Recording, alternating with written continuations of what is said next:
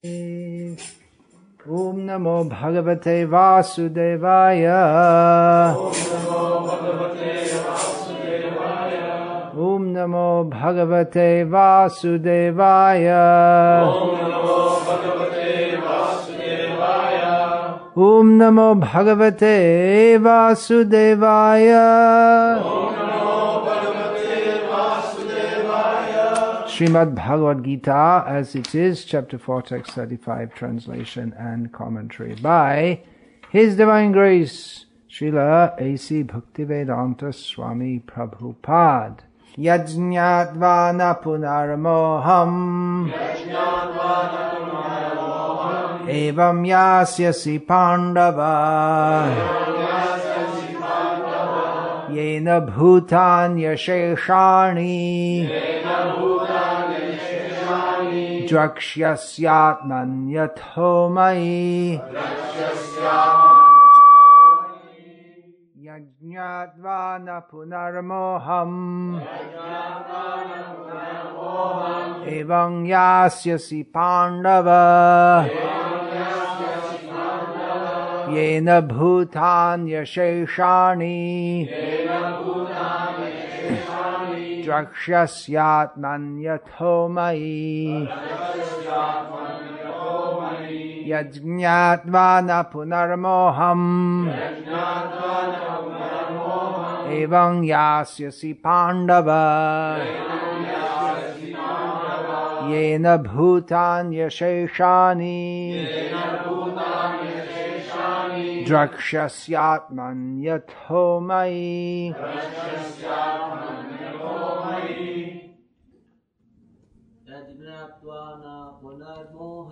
Yajñatvana punarmoham Evam yasyasi pandava Yena bhutanya sheshani. No, twice you're doing it wrong. It should be Yena bhutanya sheshani. It's all not Yena bhutanya sheshani. You're adding an extra syllable. And again, Drakshasya Atman, not Drakshasi Atmani.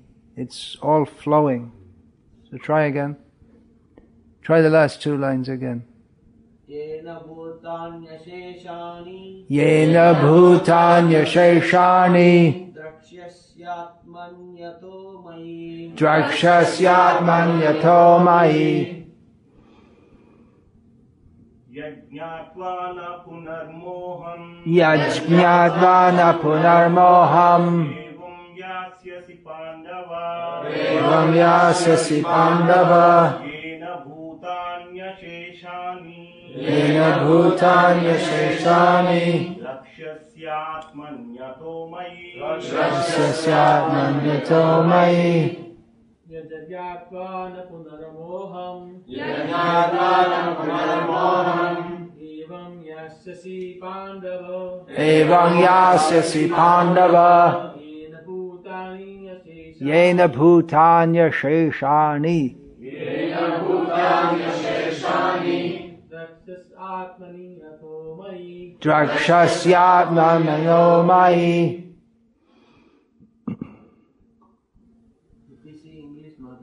Then we could not say like what how we say. Well, you have to learn. Sanskrit we can easily say. Yeah.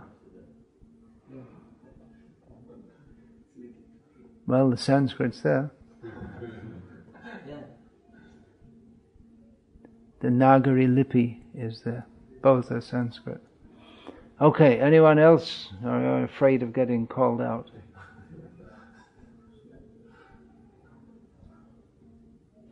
Yajñatvana punarmoham Yajñatvana punarmoham Evam yasyasi pandava Evam yasyasi pandava Yena bhutanya sheshani Yena bhutanya sheshani Drakshasyatmanyato mayi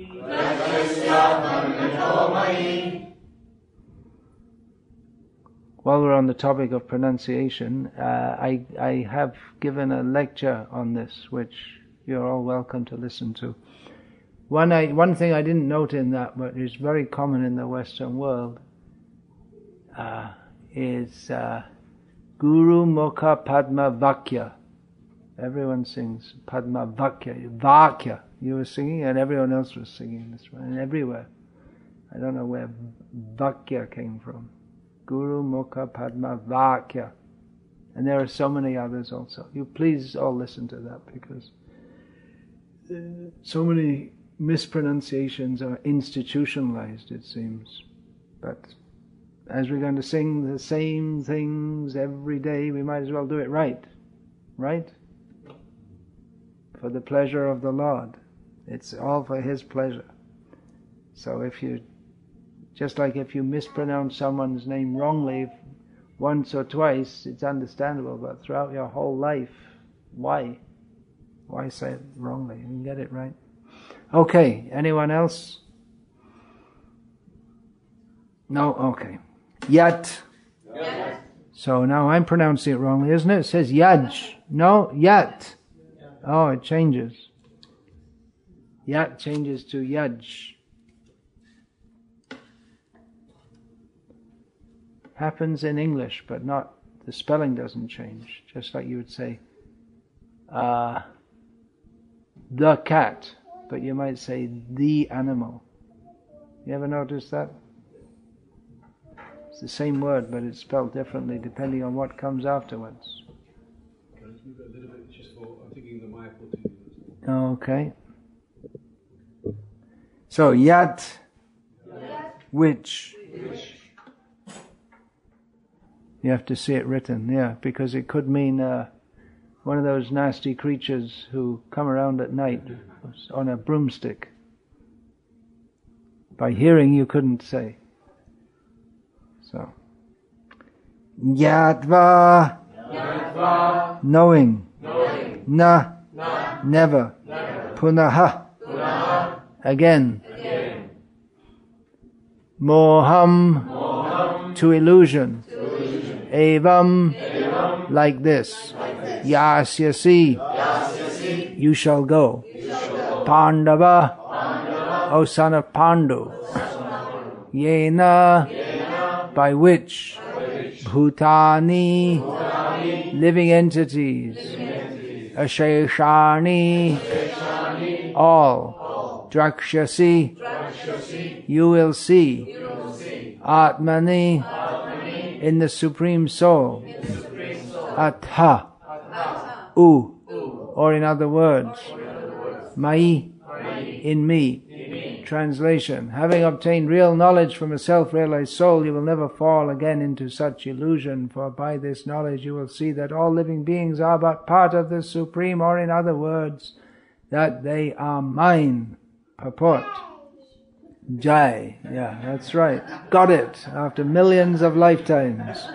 Jai. Okay, purport. You have to do the result of receiving knowledge from a self-realized soul, or one who knows things as they are, is learning that all living beings are parts and parcels of the Supreme Personality of Godhead, Lord Shri Krishna. The sense of an existence separate from Krishna is called Maya. Ma, not ya, this. Something that we have nothing to do with Krishna, that Krishna is only a great historical personality, and that the Absolute is the impersonal Brahman. Factually, as it is stated in the Bhagavad-gita, this impersonal Brahman is the personal effulgence of Krishna. Krishna, as the Supreme Personality of Godhead, is the cause of everything. In the Brahma Samhita, it is clearly stated that Krishna is the Supreme Personality of Godhead, the cause of all causes. Even the millions of incarnations are only his different expansions. Similarly, the living entities are also expansions of Krishna. The Mayavadi philosophers wrongly think that Krishna loses his own separate existence in his many expansions. This thought is material in nature. We have experience in the material world that a thing, when fragmentally distributed, loses its original identity. But the Mayavadi philosophers fail to understand that absolute means that 1 plus 1 is equal to 1, and that 1 minus 1 is also equal to 1. This is the case in the absolute world. For want of sufficient knowledge in the absolute science, we are now covered with illusion, and therefore we think that we are separate from Krishna. Although we are separated parts of Krishna, we are nevertheless not different from him. The bodily difference of the living entities is maya, or not actual fact. We are all meant to satisfy Krishna. By maya alone, Arjuna thought that the temporary bodily relationship with his kinsmen was more important than his eternal spiritual relationship with Krishna.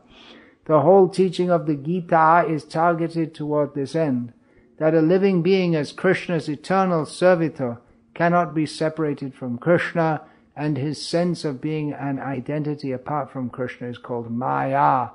The living entities as separate parts and parcels of the Supreme have a purpose to fulfill. Having forgotten that purpose since time immemorial, they are situated in different bodies as men, animals, demigods, etc. Such bodily differences arise from forgetfulness of the transcendental service of the Lord, but when one is engaged in transcendental service through Krishna consciousness, one becomes at once liberated from this illusion.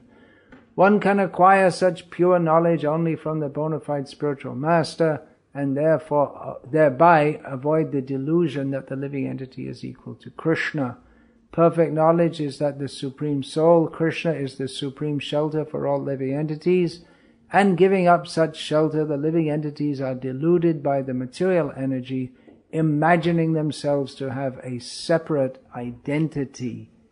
Thus, under different standards of material identity, they become forgetful of Krishna. When, however, such deluded living entities become situated in Krishna consciousness, it is to be understood that they are on the path of liberation as confirmed in the Bhagavatam. Muktir banyatha rupang swarupena vyavasthitihi. Liberation means to be situated in one's constitutional position as an eternal servitor of Krishna, Krishna consciousness. Continuing the theme that I was speaking on this morning about knowing everything and not knowing everything. How you can know everything without not knowing everything, which sounds contradictory. But one of the things about knowing everything is that you can't know everything. Another thing about knowing everything is that knowing everything according to material calculations of what it means to know everything might not work to really know everything, as for instance Srila Prabhupada states here in this purport that absolute means that 1 plus 1 is equal to 1. Now, at approximately the age of 5, children learn that if they write 1 plus 1 equals 1, they get a cross mark, means they didn't get it right. But that's not all, because Srila Prabhupada further writes that 1 minus 1 is also equal to 1. Srila Prabhupada writes, this is the case in the absolute world. In the absolute world, that means that mathematics work differently there. Well, not really, but mathematics is, for starters, not even required there. The point is that Krishna is unlimited. He is that one. Nityo nityanam chaitanas chaitananam eko bahubhe vidadhati kaman. He is that one who is absolute and all others are relative to him. Eko bahasyam. This word eka comes many times in the Upanishads. So Krishna is that one unlimited, so if you add infinity to infinity, you get infinity. What if you subtract infinity from infinity? There's a question that might not even be for a mathematician, it might be more for a philosopher. Anyway, the answer is one. Actually, if you take away, if Krishna vanishes, then he becomes more. That's why he vanishes sometimes. He showed himself to Narada, and then he vanished. And Narada was lamenting and said, well, I did that so you'd feel me more. Oh. Because Krishna's everywhere, but Krishna vanishes because the devotee may feel his presence more in separation. That's what he said to the gopis also. That I left you and I wasn't there, but I was there in your hearts even more. So this is not exactly mathematics. It's much more than that. Now, this morning we were talking, one point is that knowing, it's not just ABC 1, 2, 3.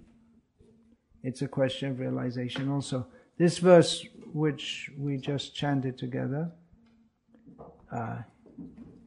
comes in the chapter titled Transcendental Knowledge, Jnana Yoga, in Sanskritam. It comes after the well-known verse, Tadvidhi pranipatena pariprashnena sevaya upadekshanti te jnanam jnaninas tatvadarshinaha. That one should approach, well, let's just read out Prabhupada's translation. Just try to learn the truth by approaching a spiritual master. Inquire from him submissively and render service unto him. The self-realized souls can impart knowledge unto you because they have seen the truth. So one should go to a guru for the sake of learning the truth. Tad vijnanartham sagurum eva abhigachet. For the sake of attaining that vijnana, that transcendental knowledge, one must approach a guru.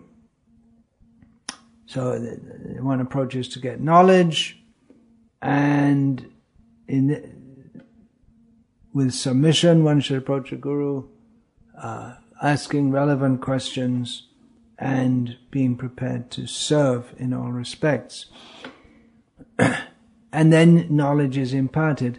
But the knowledge is given right in the next verse, which is the verse which we just read, that when you get that knowledge, then you'll understand, or you'll see that all living beings are part of the Supreme, or in other words, that they are mine. Okay, that's the knowledge. That's what you have to learn from the Guru. And elsewhere in this purport, Srila Prabhupada writes, perfect knowledge is that the Supreme Soul, Krishna, is the supreme shelter for all living entities. And giving up such shelter, the living entities are deluded by the material energy, imagining themselves to have a separate identity. So that's the knowledge. So why do you have to go to a guru? It's right there. There it is. That's the knowledge you have to get. So what do you need a guru for? You buy a Bhagavad-gita as it is, probably get one for £5, or if you're hard on your luck, just £2 from a book distributor. And you don't need a guru. That's it. That's the knowledge, and it's right there. But then Krishna says before that you have to go to a guru.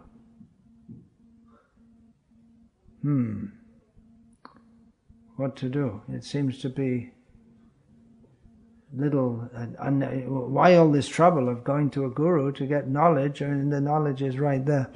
Well, there's a question of knowing, and a question of understanding, and a question of realizing.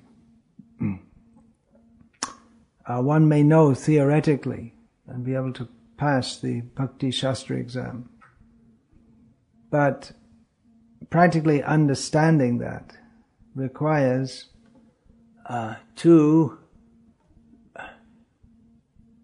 completely make it one with our own consciousness. We understand, okay, I'm an eternal servant of Krishna. All right. And so many times we hear this question. Yeah, when I'm in the class, everything seems quite clear. But as soon as I go out, then again I get in Maya. So why is that?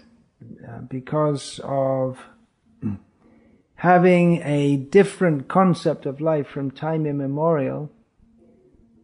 It seems to us natural that I'm meant to be an enjoyer of this world.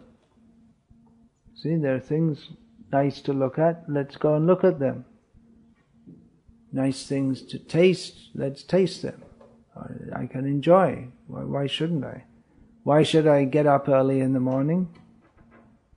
What's the point of that? It's better to sleep. I'm more comfortable if I sleep.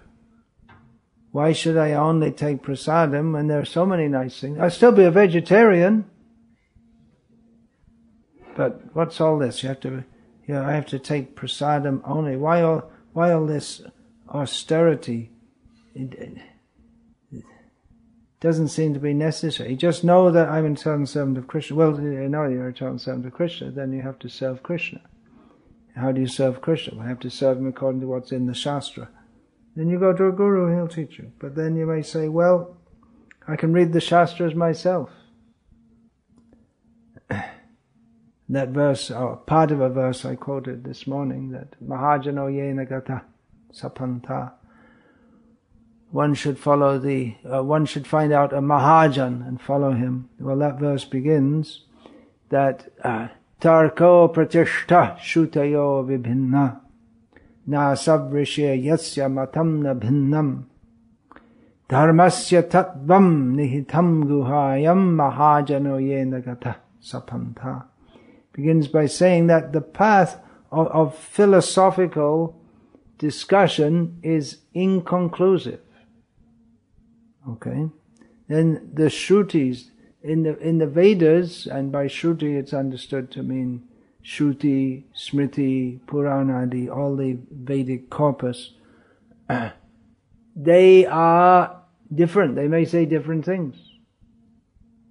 That's why this morning I also discussed there are followers of the Vedas called Mimamsakas who have a completely different outlook on life to the followers of Vedanta who are also followers of the Vedas. Completely, just about as opposite as possible, as possibly could be. They're all following the Vedas. One reason for that, or at least the superficial or manifest reason. No, superficial and manifest. Yeah, okay. The manifest reason is that the Vedas apparently say different things. In some places it says, do yagyas, be pious, and enjoy the world in this life and the next. And another part, the part that we've emphasized as Vedantists, follow the Vedanta, or the end portion of the Vedas, is that no, this material world is miserable, that there's statements in the Vedas to enjoy yourself, that's just a bait to get people to follow that so that they can start to become pious. That's actually stated in the Srimad Bhagavatam, that they're inducements, just like a child may be given some sweets by the parents to induce the child to take medicine which he doesn't want to take. So the Vedas may seem to say, well, they do. They say they give different prescriptions. So if we say just follow the Vedas, then immediately there's a difference on which portion of the Vedas to emphasize. And then again, when we come to Vedanta, again there's a division there. Which portion of Vedanta to emphasize? The Bheda Shruti or the Abheda Shruti? Those that emphasize the difference, that there are differences, or those that emphasize non-difference. So what to do? Let's work it out. Let's see what the different philosophers say. But the different philosophers, the very fact that they're a philosopher means they all have different opinions. In fact, you can't be a philosopher unless you have a different opinion to someone else. Na savrishya yasya matang na bhinnam. That's what it means. You can't be called You're not a real rishi unless you can come up with some theory different to someone else. Then you get in the big league of rishis when you dream up some new philosophy. So that may be either on the basis of the Vedas or on the basis of total speculation, which is Western philosophy, is total speculation. Doesn't mean they're not intelligent, but they are maya parita jnana. Their knowledge is taken away by illusion. So where do you go? Where to find out the truth of dharma, the truth of reality? Well, dharmasya tattvam nihitam guhayam. This is literally translated in one of the 19th century translations of the Mahabharata by, I can't remember which one it was. No, it wasn't Ganguly, it was the M.N. Datta, his translation, in which he says that the truth of religion is hidden in the caves.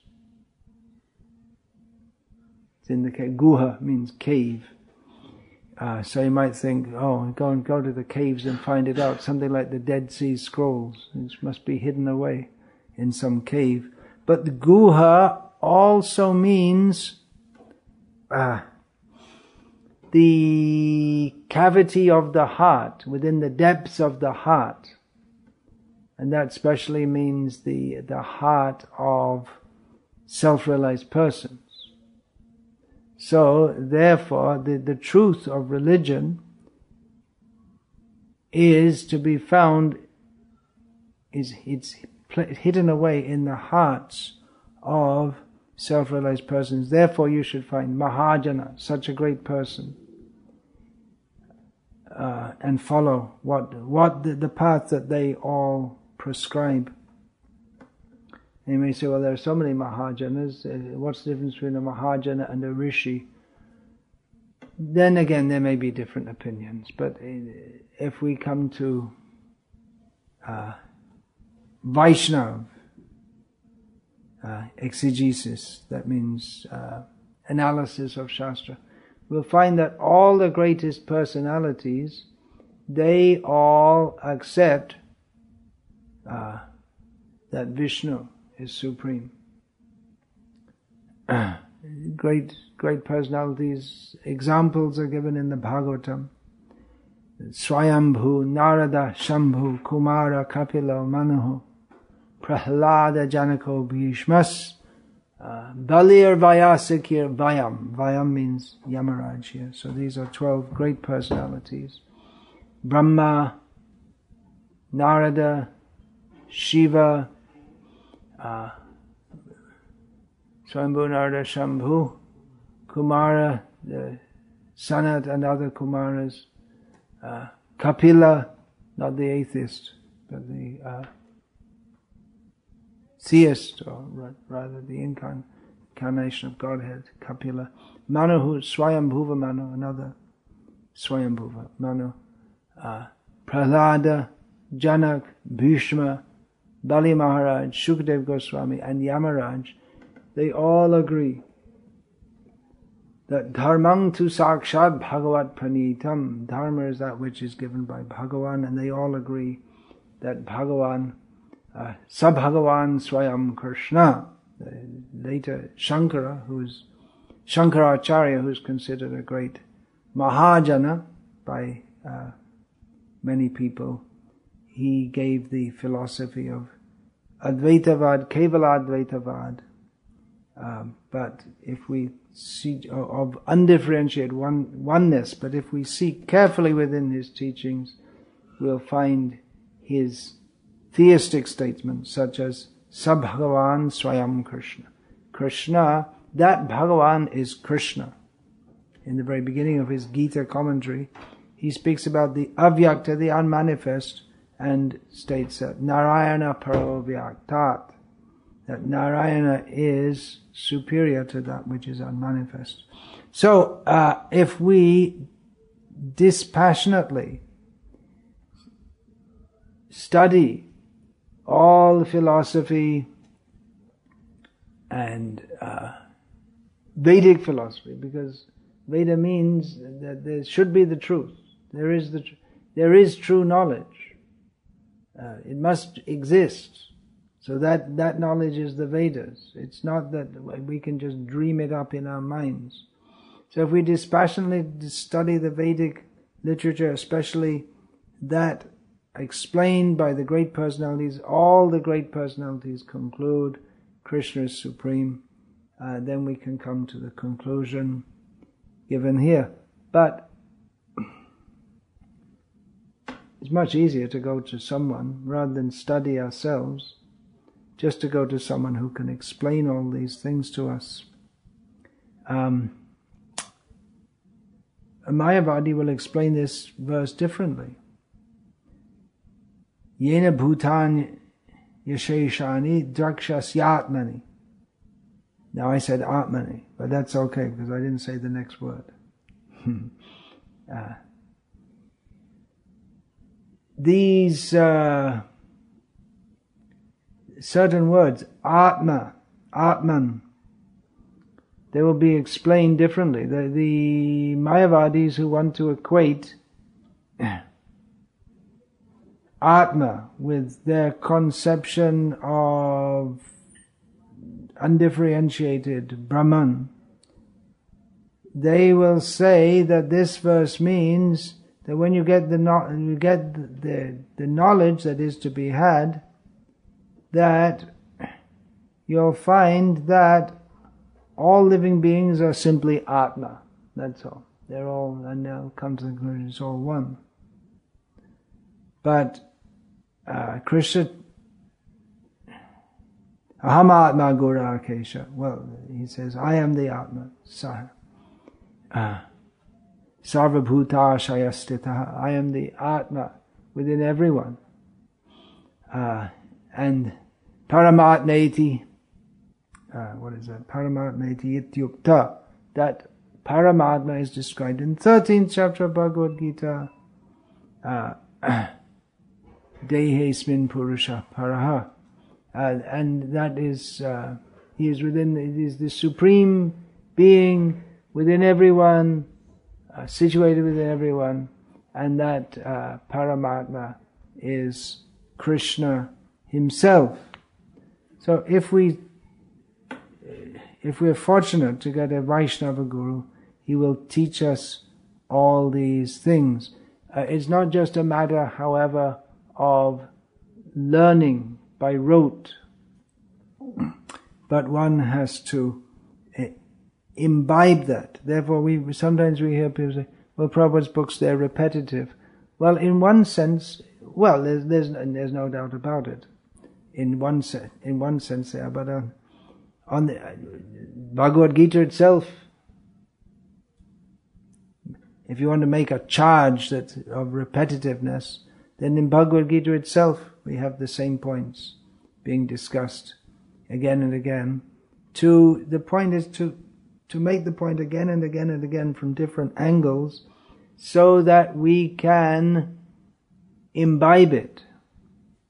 Otherwise, we may hear it once, and theoretically understand it, but not take it to heart. And even if we take it to heart, still Maya is there to try to delude us. So knowledge, we go to a guru for knowledge and for guidance. We often think of the guru living in the forest with a few disciples. Of course, things are generally very different in the modern age. It's the jet-set gurus flying around here and there, going to different places to dispense this knowledge. And they may not see their disciples very often. That's not a new model though, because Ramanuja, he did that. Traveled here and there, made disciples here and there. Before him, Shankara traveled all over India. India at that time, when we think of India now, we think of India up to Amritsar, but then very importantly what is now Pakistan, that was also, so all these acharyas that go up to Sindh, Punjab, all these areas, which are now supposedly in Pakistan. So yeah, they traveled widely and made disciples, spoke to them, and maybe went on and never saw them again. Madhavendra Puri is described in Sri Chaitanya Bhagavat. Nityananda spent several years with him. But when Madhavendra Puri came to the house of Advaita Acharya, he just stayed for a short time, initiated him, went on, and was never seen again. Advaita Acharya was already a great Vaishnava. Even before, of course, he's the Supreme Personality of Godhead. But the point here is that it may be that one doesn't get that much association. Even Srila Prabhupada said, I never met my guru more than a dozen times. But he was able to take the essence. Guru Mukha Padma Vakya Chitete Korea Aika Ana Korea Monayasha. He was able to take out that essence. Whereas others who heard him again and again and again, repeatedly over many years, might not have done so to the extent that Srila Prabhupada did. So generally it's considered. You have to associate with it, of course, associate with the Guru and hear again and again. But that hearing, there's a matter of quality also. In the prepared heart, in the heart that is ready to accept that knowledge, then that knowledge and realization and commitment, devotion to Krishna, in the heart that is ready for that, then it will very quickly accept that. Just like a spark, if it falls on dry grass, then very quickly there'll be a fire. But if it falls on wet grass, then the spark will not ignite it at all. It will simply go out.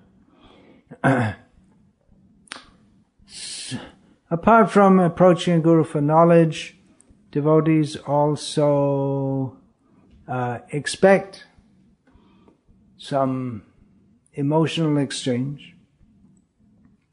Even the Mayavadis, who are supposed to be not concerned with, ultimately not concerned with personality at all, they also, many of them report affectionate dealings between guru and disciple, and that's expected. Why should anyone be a guru at all? Well, there could be different reasons for that. Someone could be a guru for promoting himself. Then it becomes a symbiotic cheating relationship. The guru accepts disciples because now I got more, and I'll show how many disciples I have, and they'll promote me and make me big and bring me more disciples. And the disciples also think, yeah, I got a big guru. So that increases my prestige. Or I dumped all my sinful reactions on him. There may be different material. Or he'll give me blessings. So he'll do all the work. I don't have to do any bhakti. It's just all by the guru's blessings. Or even more materialistically, that by the guru's blessings I'll get my business will prosper, and so on and so on.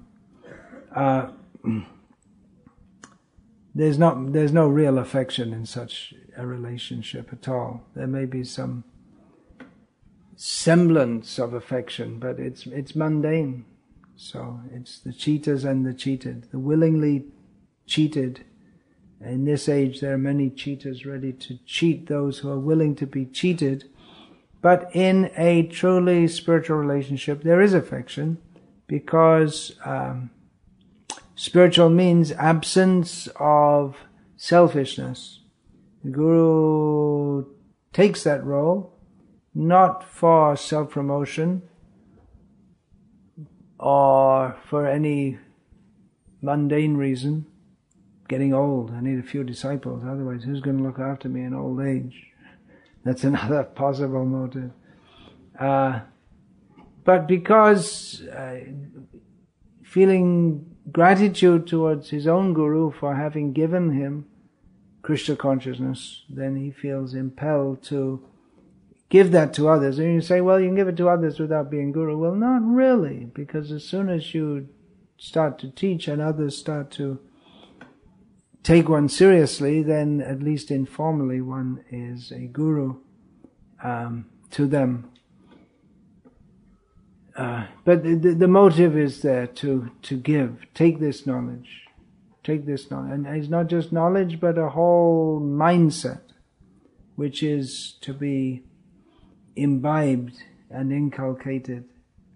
So, giving selflessly, those who receive that mercy, they naturally feel affection, and those and they respond with gratefulness, and then the Guru feels affection to them.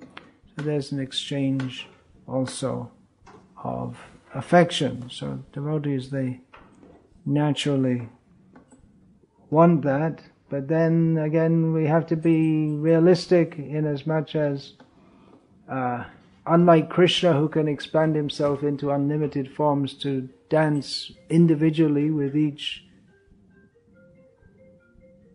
Yeah, put your phone off, please. Please, everyone, when you come in the temple, you see the signs right there in front of your face. Take it seriously. Put your phone off.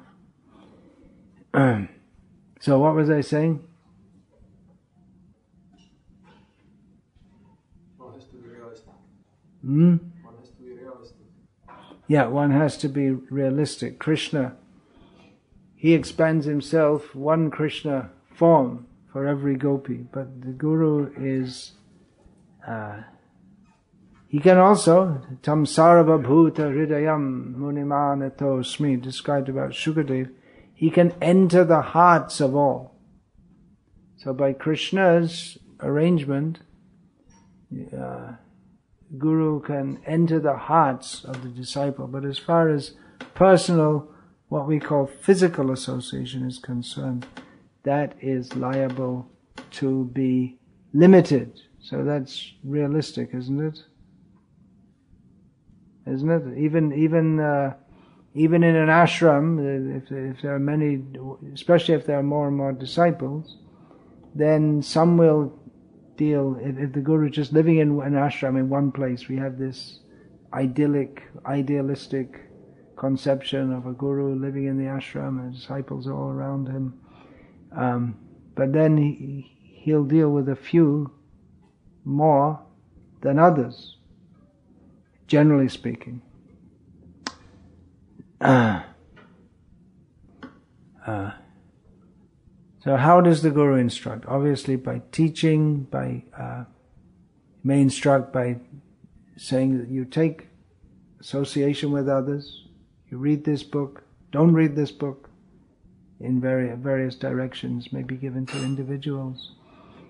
Srila Prabhupada being realistic, I've said this many times, but the question comes up again and again, so I'm discussing this again. Srila Prabhupada realistically didn't, once the number of his disciples started expanding, he didn't try to personally instruct each one of them. He may give some small instructions to some individuals, but he worked through his closest disciples, and then he told the others, you take instruction from them. And of course Srila Prabhupada kept an eye on his leading disciples to see that they were instructing properly, and he gave a lot of association to them. And Srila Prabhupada gave classes regularly. He wrote by dictating, and therefore we have so many books. We can take advantage of these books, and this is the way that gurus instruct, by regularly teaching from the scriptures, reading the scriptures to their disciples, explaining them. And disciples, to a large extent, they may be able to imbibe a lot just by reading, but the fine-tuning is also required, in which the Guru will help if there are points which are not so very clearly understood, or apart from understanding, keeping the disciple on the right path. Oh, now he's understood so much, very good. Oh, now he's becoming egoistic about it. No, that's not good. But he may not tell him directly. In this way, the Guru helps the disciple. It's Guru Krishna Prasad. It's not just Guru. Krishna also helps. Krishna from within the heart helps the sincere disciple. Actually, there's no difference between them. But in one sense, there's no difference between Krishna and Guru in their function of instructing the disciple. But one, Krishna works from inside and Guru works from outside. That's described by Uddhava, speaking to Krishna about how merciful Krishna is. He's Chaitya Guru, the Guru within the heart, and also manifests as the Acharya who instructs from outside. So the Guru is supposed to clarify everything. One may read or not understand, or you think you understand, but you think about it some more, and then you realize, oh, I don't fully understand that. Or one may think he understands, and then someone, an atheist or someone, comes and gives some other idea, and the disciple becomes disturbed, and then the Guru may repeat the same knowledge which he spoke before, and in this way helps the disciple to understand. This morning I spoke about how part of understanding everything is to understand that we can't understand everything. Understand everything means according to our capacity as very limited jivas. Another point is to understand that, well, we may understand, but we won't understand everything all at once. Or even if we understand, there's more to be understood about it. Just like Krishna is the supreme controller. We understand. All right, Krishna is the supreme controller. But then we may have some experience which really brings that close home to us when we see that Krishna is making so many arrangements for spreading the Sankirtan movement, or we may have to accept it on faith that Krishna is the supreme controller. Then why am I suffering so much? Why are there so many obstacles in my devotional life? We said, you still see, Krishna is the controller. Krishna is arranging this for my advancement. These obstacles, they may be arranged by Krishna for my advancement. I wanted to chant extra rounds, but I lost my voice. I can hardly chant any rounds. Why? Why did Krishna do that? If Krishna is the controller, why didn't he help me? And then we see that. And then we have to look into our heart. Oh, maybe I was thinking, I'm going to chant so many rounds. Maybe we're egoistic about it. It's an opportunity for interest. Or we may think, I don't know why. I was going to chant extra rounds with all sincerity. I don't know why Krishna arranged it. Then we can understand, Krishna arranged it just to ram home the point that man proposes and God disposes in the spiritual field as well as the material field. So by study of Shastra, hearing from Guru, associating with Guru, and Guru of course doesn't mean only the particular initiating or Shiksha Guru, but one who's very intelligent, takes guidance, good guidance wherever he gets it, and even can take guidance from non-devotees, not exactly in understanding spiritual knowledge, but we can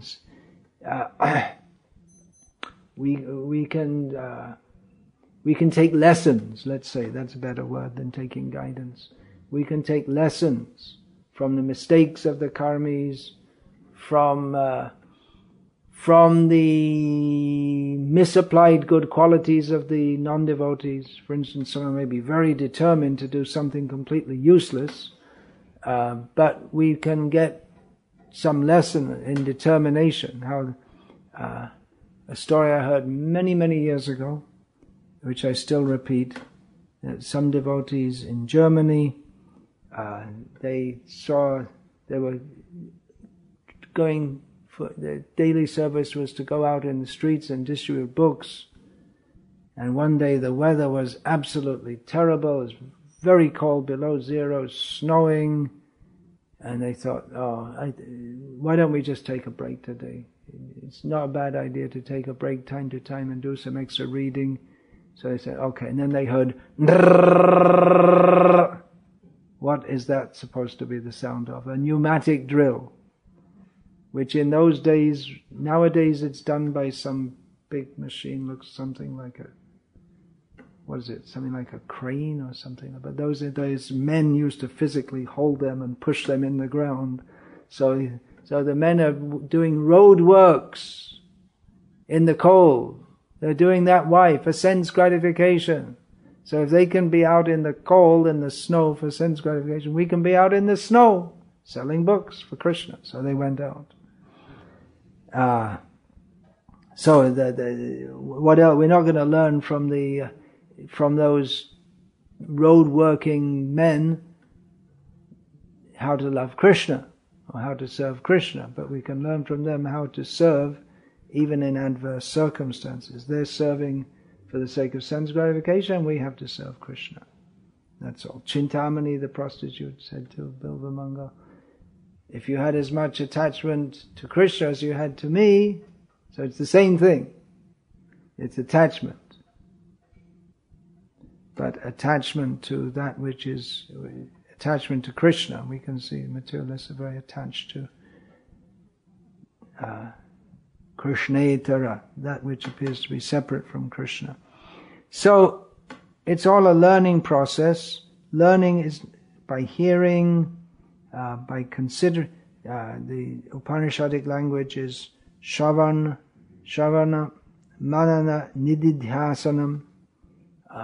To hear, to consider, and then to take very deeply into our consciousness.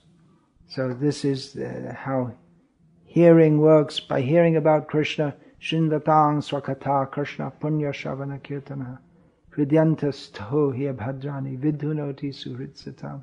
That just by hearing about Krishna from the proper source, that in itself is purifying. Purifying means we become free from the lower vrittis or propensities of the mind. Lust, anger, greed, kam, krodh, lobh, moha, illusion, mada, pride, and matsarya, envy. We become free from that, and then or concomitantly our meditation on Krishna or thoughts of Krishna, that increases. So it's all an ongoing process. Okay, I'll stop there and finish. These are short sessions, so continue in the afternoon. I didn't really get around to what I was supposed to speak on. So okay, Hare Krishna.